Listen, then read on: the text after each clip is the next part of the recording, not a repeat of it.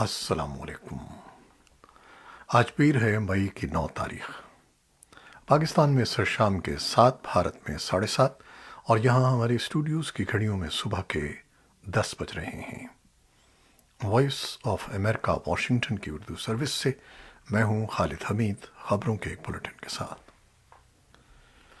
پاکستان بھر میں دہشت گردی اور تشدد کے واقعات میں اضافے کے ساتھ ساتھ کالعدم شدت پسند تنظیم تحریک طالبان پاکستان نے پولیس اور فوج سمیت قانون نافذ کرنے والے اداروں کے اہلکاروں کو ان اداروں سے علیحدگی اختیار کرنے کی ہدایت کی ہے، بصورت دیگر ان کو سخت نتائج بھگتنے کی دھمکیاں دی گئی ہیں۔ کالعدم تنظیم کے ترجمان نے ایک صفحے پر مشتمل دھمکی آمیز خط میں الزام لگایا ہے کہ قانون نافذ کرنے والے اداروں کے اہلکار حکومت کے ایما پر تنظیم سے منسلک لوگوں پر تشدد اور ظلم و ستم کر رہے ہیں۔ کالعدم تنظیم نے یہ دھمکی آمیز خط ایک ایسے وقت میں شائع کر دیا ہے جب سرحد پار افغانستان میں طالبان کے برسر اقتدار آنے کے بعد سے ملک بھر میں بالخصوص خیبر پختونخوا میں دہشت گردی کے واقعات میں اضافہ ہو رہا ہے۔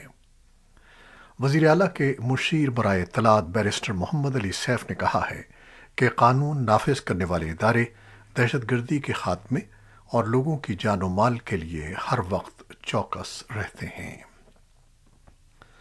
سپریم کورٹ آف پاکستان کے چیف جسٹس عمر عطا بندیال نے کہا ہے کہ ہم نے کسی کی خواہش پر از خود نوٹس نہیں لینا ہوتا۔ از خود نوٹس پہلے ایک بینچ کی سوچ ہوتی ہے اور پھر معاملہ چیف جسٹس تک جاتا ہے۔ جو آخری از خود نوٹس سپریم کورٹ نے لیا اس پر 12 ججز نے پہلے مشاورت کی تھی۔ سب کی رائے تھی کہ یہ ایک آئینی معاملہ ہے، اس پر از خود نوٹس لینا چاہیے۔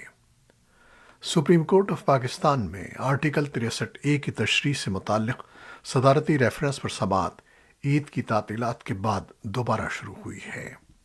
چیف جسٹس عمر عطا بندیال کی سربراہی میں 5 رکنی لارجر بینچ کیس کی سماعت کر رہا ہے۔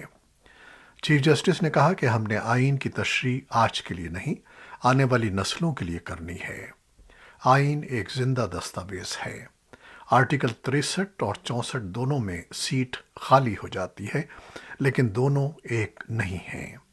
ہمیں آئین کی ان شقوں کے مقصد تک پہنچنا ہے۔ سابق حکومت نے سپریم کورٹ میں صدارتی ریفرنس دائر کیا تھا جس میں درخواست کی گئی ہے کہ منحرف ہونے والے اور وفاداری تبدیل کرنے پر ان کے خلاف 63A کے ساتھ 62(1)(F) کی کارروائی بھی کی جائے اور انہیں تاحیات سیاست سے نااہل قرار دیا جائے۔ یوکرین کے حکام کا کہنا ہے کہ روس کی فوج نے لوہانسک میں بمباری میں ایک اسکول کو نشانہ بنایا ہے۔ حکام کے مطابق اس اسکول میں 90 افراد نے پناہ لی ہوئی تھی۔ ایک مقامی عہدیدار کے مطابق 30 افراد کو ریسکیو کر لیا گیا ہے، تاہم 2 افراد کی لاشیں وہاں سے ملی ہیں۔ عمارت کے ملبے تلے دبے 60 افراد کے بارے میں خدشہ ظاہر کیا جا رہا ہے کہ وہ ہلاک ہو چکے ہیں۔ روسی صدر ولادیمیر پوٹن نے پیر کے روز یہ کہتے ہوئے مغربی اقوام کو یوکرین پر روسی حملے کے لیے ذمہ دار ٹھہرایا ہے کہ روس نے اپنی سرحدوں پر ایک قطعی ناقابل قبول خطرے کے جواب میں یہ کارروائی کی ہے۔ وہ دوسری جنگ عظیم میں نازی جرمنی کی شکست کی یاد منائے جانے کے موقع پر ایک فوجی پریڈ سے خطاب کر رہے تھے۔ انہوں نے سیکیورٹی سے متعلق ضمانتوں کی بات کی جو روس نے حملے سے قبل کے دنوں میں طلب کی تھیں۔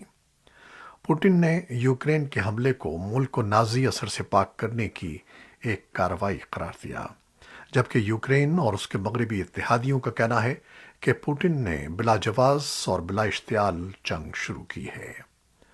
اقوام متحدہ کے لیے امریکی سفیر لنڈا تھامس گرین فیلڈ نے CNN کے اسٹیٹ آف دی یونین شو میں اتوار کے روز کہا کہ روس کے پاس یوکرین پر حملے کی خوشی منانے کی کوئی وجہ نہیں ہے اور اس کی کامیابی خود کو عالمی برادری سے الگ تھلگ کرنا ہے۔ یوکرین کے صدارتی مشیر میخائیلو پوڈولیاک نے کہا کہ روس کے سامراجی عزائم کے علاوہ جنگ کی کوئی معقول وجہ نہیں ہے۔ پوڈولیاک نے تقریر کے بعد ٹویٹ کیا کہ نیٹو ممالک روس پر حملہ کرنے والے نہیں تھے۔ یوکرین نے کریمیا پر حملہ کرنے کا منصوبہ نہیں بنایا تھا۔ یوکرین کے صدر ولادیمیر زیلنسکی نے پیر کو اپنے پیغام میں کہا کہ ہمیں کوئی شک نہیں کہ ہم جیت جائیں گے۔ آج ہم نازیزم پر فتح کا دن منا رہے ہیں۔ ہمیں اپنے اسلاف پر فخر ہے جنہوں نے ہٹلر مخالف اتحاد میں دیگر اقوام کے ساتھ مل کر نازیزم کو شکست دی۔ ہم اس وقت بھی فتح یاب ہوئے تھے اور ہم اب بھی جیتیں گے۔ امریکی اور نیٹو عہدیداروں نے کئی بار روسی عہدیداروں سے ملاقاتیں کی ہیں، لیکن بعض روسی مطالبات کو مسترد کر دیا، جیسا کہ اس کا یہ مطالبہ تھا کہ یوکرین یہ وعدہ کرے کہ وہ کبھی بھی نیٹو میں شامل نہیں ہوگا۔ ادھر امریکہ کی خاتون اول جل بائیڈن نے سلویکیا کے صدر زوزانا کوپوتوا سے براتیسلاوا میں پیر کے روز ملاقات کی ہے۔ ایک روز پہلے وہ یوکرین کی خاتون اول اولینا زیلنسکی سے ملنے اور اسکول کے بچوں سے ملاقاتوں کے لیے یوکرین پہنچی تھیں۔ کینیڈا کے وزیر اعظم جسٹن ٹروڈو بھی اتوار کے روز یوکرین کے صدر زیلنسکی سے ملنے اور دارالحکومت میں اپنے ملک کا سفارت خانہ دوبارہ کھولنے کے لیے کیف پہنچے۔ تقریباً 3 ماہ کے بعد امریکی سفارتکار روسی حملوں سے نبرد آزما ملک یوکرین کے دارالحکومت کیف میں اتوار کو سفارت خانے میں واپس آ گئے ہیں۔ کیف واپسی پر امریکی چارج ڈی افیئر کرسٹینا کیون نے سفارت خانے کے ٹویٹر اکاؤنٹ سے یوکرین کے ساتھ حمایت کا اعادہ کیا۔ C B S news channel نے محکمہ خارجہ کے ذرائع کے حوالے سے بتایا ہے کہ امریکی سفارت خانہ مکمل طور پر دوبارہ شروع کرنے اور آئندہ ہفتوں میں وہاں قومی پرچم بلند کرنے کی امید رکھتا ہے۔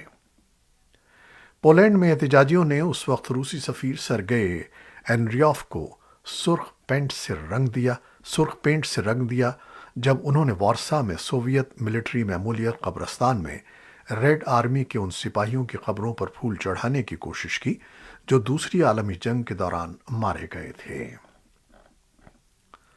کیوبا کے دارالحکومت ہوانا کے ایک لگژری ہوٹل میں زوردار دھماکے میں ہلاک ہونے والوں کی تعداد 31 ہو گئی ہے اور تلاش کرنے والا عملہ کتوں کی مدد سے 19ویں صدی کی مشہور عمارت کے ملبے سے تاحال لاپتہ افراد کی تلاش میں ہے۔ اولڈ ہوانا میں 5 اسٹار ہوٹل ساراٹوگا کو 2 سال تک بند رہنے کے بعد دوبارہ کھولنے کی تیاری کی جا رہی تھی، جبکہ جمعے کو گیس کے اخراج کے باعث ایک زبردست دھماکہ ہوا۔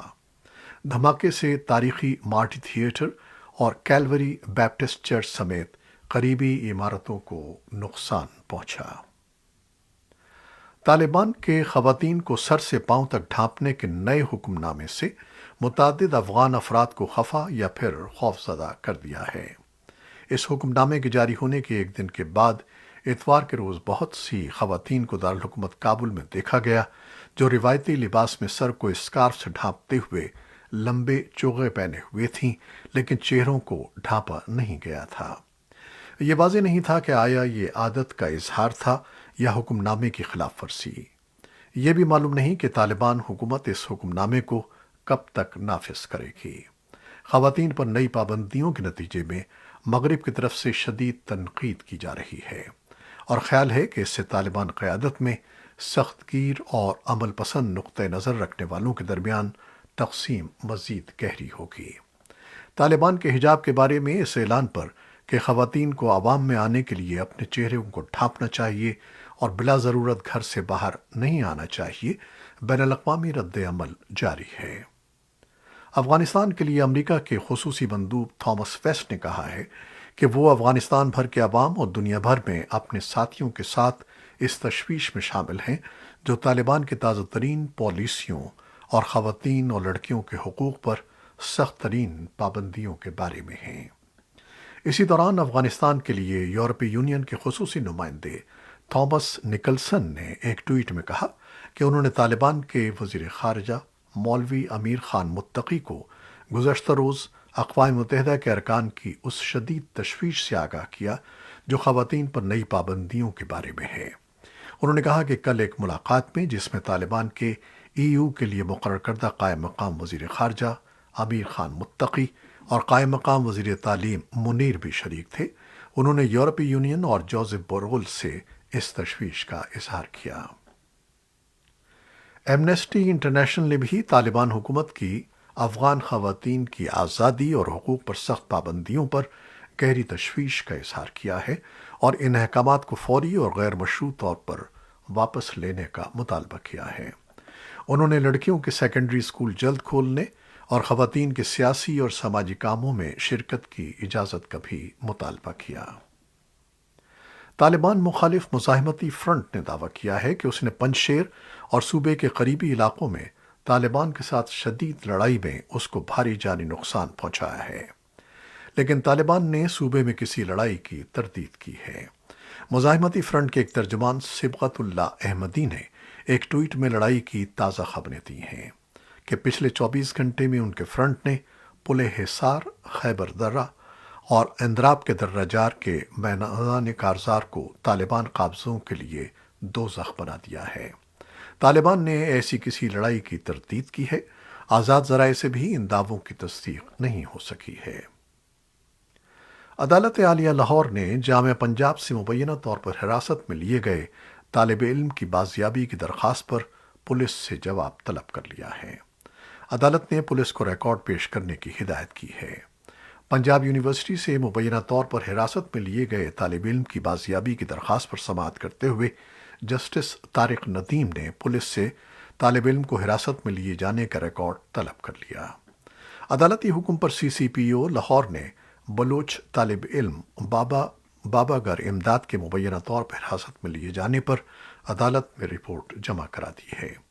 رپورٹ میں کہا گیا ہے کہ پنجاب یونیورسٹی کے چیف سیکیورٹی آفیسر کے مطابق بابا گر امداد کو کراچی دھماکے کی تفتیش کے لیے حراست میں لیا گیا ہے۔ رپورٹ کے مطابق بابا گر امداد کو اغوا نہیں کیا گیا بلکہ تفتیش کے لیے حراست میں لیا گیا ہے۔ ایک جانب پاکستان کے آبادی کے لحاظ سے سب سے بڑے صوبے پنجاب اور تیسرے بڑے صوبے خیبر پختونخوا میں آٹے کی قیمتوں میں ان دنوں بڑا اضافہ دیکھا جا رہا ہے، تو دوسری جانب کئی غذائی اور ماحولیاتی ماہرین کا کہنا ہے کہ ملک میں رواں سال گندم کی پیداوار ہدف سے کم ہونے کا امکان ہے۔ ان ماہرین کا خیال ہے کہ موسمیاتی تبدیلیوں، پانی کی کمی اور پھر ملک میں گزشتہ دنوں کھاد کی قیمتوں میں اضافے کے باوجود بحران کی وجہ سے گندم کی پیداوار کم رہنے کی توقع ہے۔ سری لنکا کے وزیر اعظم مہندا راجاپاکسے نے ہفتوں کے مظاہروں کے بعد، جن میں ان سے اور ان کے بھائی صدر گوتابایا راجاپاکسے سے اقتصادی بحران کے سبب استعفوں کا مطالبہ کیا جا رہا تھا، آخرکار پیر کے روز استعفیٰ دے دیا۔ عہدیداروں کا کہنا ہے کہ وزیر اعظم نے صدر کو اپنا استعفیٰ بھیج دیا ہے۔ پیر کے روز حکومت کے حامیوں نے حکومت مخالف احتجاجیوں پر کولمبو میں صدر دفتر کے باہر حملہ کیا تھا، جس میں کم از کم 20 افراد زخمی ہو گئے تھے۔ پولیس نے آنسو گیس فائر کی، پانی پھینکا اور غیر معینہ مدت کے لیے کرفیو نافذ کر دیا۔ یہ تھیں وہ خبریں جو فیس بک لائیو پر ہم نے آپ کے لیے پیش کی۔